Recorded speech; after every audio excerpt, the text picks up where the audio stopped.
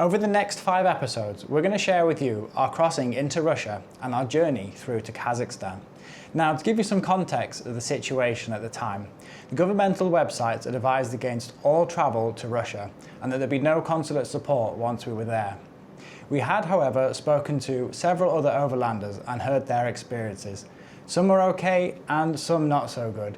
We'd heard that some people had been almost detained and questioned for hours whilst being recorded. Others had had their bags searched multiple times, and by searched, everything emptied onto the floor and gone through like with a fine-tooth comb. So we weren't really sure what to expect. Crossing times had been reported on iOverlander between 4 to even 10 hours. So we really didn't know how long this was going to take. So Em and I were feeling nervous at the time, but of this episode, we're going to cross into the border and into Russia. At the time, it felt like we're about to walk into the lion's den. Well, what a lovely day it is today to leave Georgia. We're going to head towards the Russian border now. It's about a 30-minute ride away. No idea how long it's going to take. Some people say it can take an hour. Some people can take 6-7 hours. We're just going to have to see when we get there. I hope it's under shelter because this rain is relentless today. You ready, Em?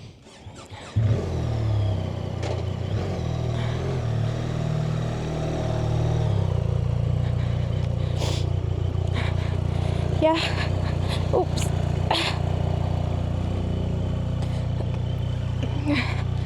Okay. I'm sure at this point we would have said something along the lines of, look at all of the beautiful mountains and how beautiful this region is. Yeah, we would have said that because yesterday it was really beautiful there. This little valley here is surrounded by mountains.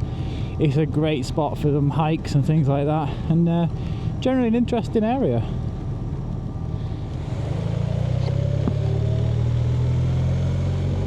Oh, the weather's rubbish. It is, isn't it?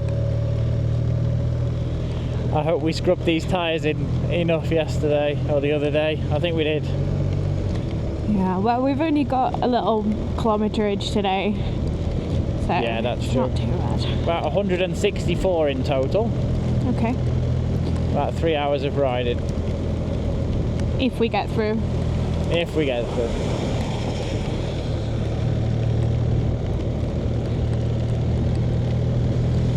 I think these Caro 4s are a little bit better in the wet than the Continentals.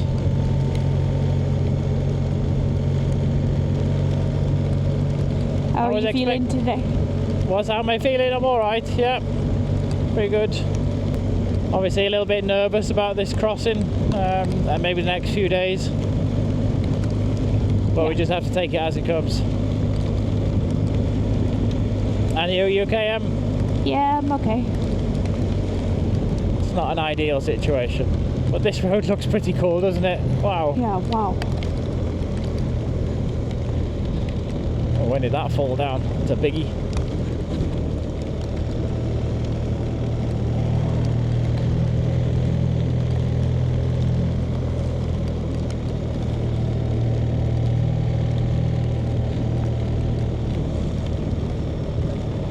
Could they have made this any creepier to cross the border? Like, really?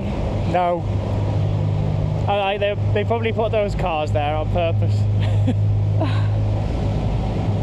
Oh, this is a bad tunnel.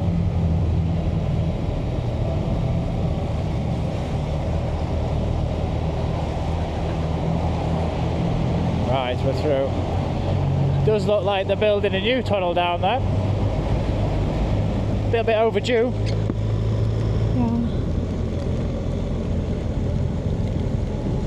Oh, it's 11 degrees today. It is chilly. Cold, wet and miserable. Just as we like it. Kind of fitting. Yeah. We have pre-booked our hotels for the next few days. What app did we use, Em? I can't remember. Zen Hotels. Yeah. That one allows you to pay with your credit cards to book them, so we don't actually need to carry much cash with us, which is good. Just enough to cover some refuelings and maybe a bite to eat here and there. Yeah. Although we've... Yeah? No, sorry, go on, Sean. Although we do have food supplies with us, which we haven't shared yet. When we were in Tbilisi, Emily found before we arrived a company that made like dry food bags, like camping foods, and they're great. They were good price. They're really lightweight and they're packed full of protein. So we've got enough of that for about 20 days of meals, which is great. So we don't need to worry about not finding anything to eat. We could be pretty much self-sufficient now. Yeah. We just have no idea what the next few days are going to hold, and or the next few hours. So yeah, I think we just need to literally take it kilometre by kilometre and just go with our guts. But yeah. flipping heck, this is amazing, isn't it? Oh gosh, yeah. Wow, what this valley looks like. Maybe it looks better like this. It's atmospheric, isn't it? But goodness me, that's insane. This that's area, beautiful. it is, isn't it? I think this is a place to come back to and explore on foot as well. Wow.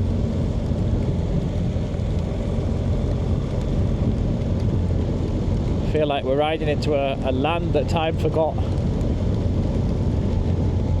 with lots of trucks. We haven't hit the traffic yet though. Trucks can't stop on this bit because it's so narrow. Is that right? So then maybe they like bring them in. I think so. But I was expecting there to be a lot of vehicles on the road today. What day is it today? It's Thursday, I think. Yeah. I guess Thursday is not the sort of day you leave your holiday to go back home.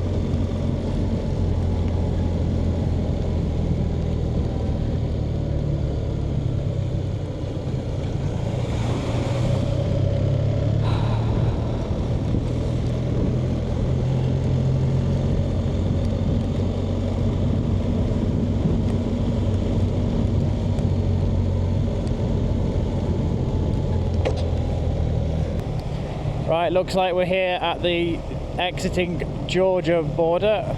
It's not as chaotic as I thought it would be, to be honest, Em, is it? There is quite a big distance between the two. I think I have to get back on the bike after this one. Oh, okay, dear. It's not like the Turkey one. I don't think so. Right, okay.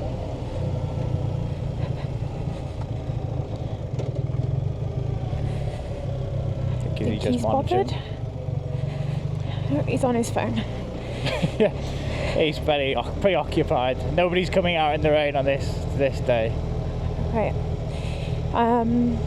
What do you think I should get off here? Do you think we should try and go through with me? What do you think? I mean, it's no harm, is it? But I can't see anyone else getting out. Passenger-wise? Yeah. Let me ask this police officer. Right, we're just about to pass through, so I think we'll turn the cameras off now. And I'm not sure when we'll next see you, but we'll see you on the other side. I'm nervous. I was nervous. In fact, I was bordering on terrified. You see, at this point, Sean and I didn't know if we were going to be completely separated for both border crossings. So I got off the bike here and I went over to the Georgian side of the border where I was looking to get my exit sign from Georgia. When I passed my passport over to the guard, he passed it back to me and just said, "Good luck," which was slightly disconcerting. After that, I walked through the border, got back on the bike, and Sean and I rode around 3 kilometers, I would say, to the Russian border. And that's when the cars had started to pile up. Here we queued for, I want to say, around an hour, maybe an hour and a half, ready to get actually into the next border zone. When we got into the border zone, there was, I want to say, 5 lanes, and you pulled up to a small booth. At this point, we thought we were going to be separated. Our main worry for this border crossing was that maybe Sean and the bike would get through and I would be stuck somewhere else, or vice versa, and then what would we do in those situations? But luckily, we didn't get separated. We went through a question and answer kind of Q&A, but it was nothing more than normal questions: where we were going, what the route was, where we'd come from, questions about the bike, and then we had, I think, 3 forms to fill in.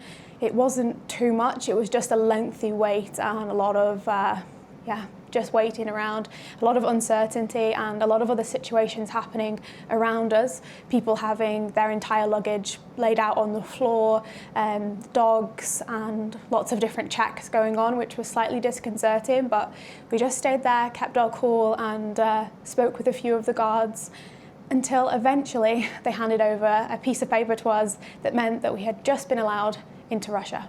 Right, we are through the border now. It didn't take as long as we thought. We didn't get all our gear taken out either, which is good. A quick check and we were all through. It took about 3 hours in total. Some forms to fill in about temporary importation. I messed the form up 3 times, so I think that's why it took a little bit longer than it would normally. But we're through now. We've just bought some insurance as well. And we've just been advised that there'll probably be some checkpoints further up the road to be prepared for. But yeah, we'll see how we get on with that. The rain is relentless today, but the tyres are doing good. And yeah, we'll press on. Apparently, because of the rain, there might be fewer checkpoints today. So it could actually be a blessing. But yeah, let's do some miles. I think we've got 146 kilometres to our destination tonight. So let's go. At this point, we were quite happy with how the border crossing had gone. It was relatively straightforward. The paperwork that you had to fill in was very clear. They even helped us fill it in and gave us examples that were in English as well, so you could see what you needed to write. So that was really helpful.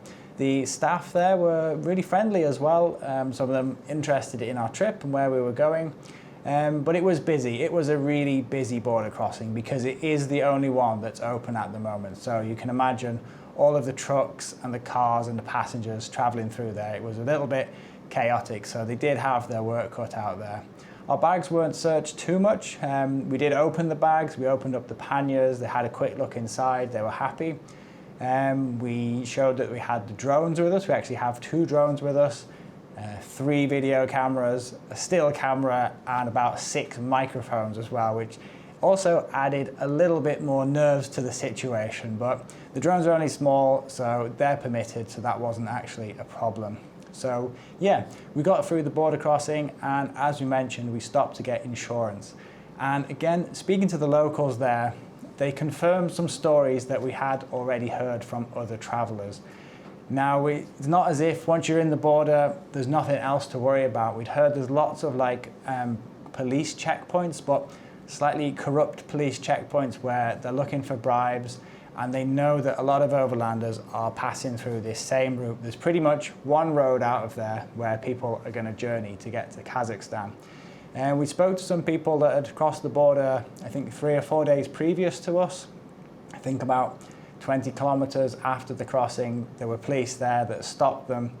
It was a couple actually on 2 bikes, and they said to the guy that he would need to come to the police station with them to do a drug test, and his girlfriend was to wait there by the side of the road. So they wanted to split them up, but you could avoid that by paying $500 and they wouldn't have to do the tests, which a situation like that is really not nice when there's absolutely no support for you whatsoever. I think he managed to play dumb, and in the end they did wave him through after an hour or so of getting annoyed with him. So with that in mind, and not knowing where these police checks would have been or could have been, it made for quite a nervous journey there. And in the insurance booth where we were purchasing that, the locals actually advised us to keep 300 rubles inside the front of our passport for when we handed them in, because they said a lot of the time the police are actually expecting it, and if they don't see it in there, they can get quite annoyed with you. 300 rubles is not a lot of money. I think it's around about, I don't know, £4, £5 or something like that. Certainly better than $500 if they're not happy anyway. But we did that. We put the money in the front of the passports, and then yeah, we made our way. I think we had about 2 hours of riding to do that day, and it was 2 hours of feeling quite tense and yeah, not knowing where these checkpoints were going to be. You can check on iOverlander. They are dotted there, but they do move about. The weather was terrible as well, which didn't help. But yeah, the next 2 hours were quite tense.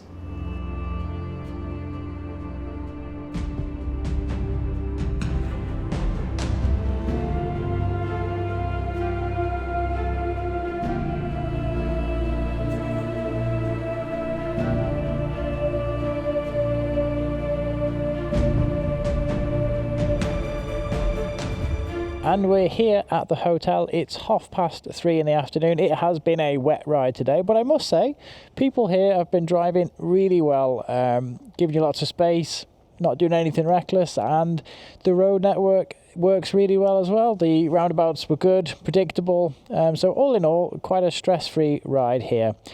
Looking forward to getting checked in, getting out of these wet clothes and maybe having some rest. It looks like this hotel is in a really nice situation. It's got a big lake behind us there.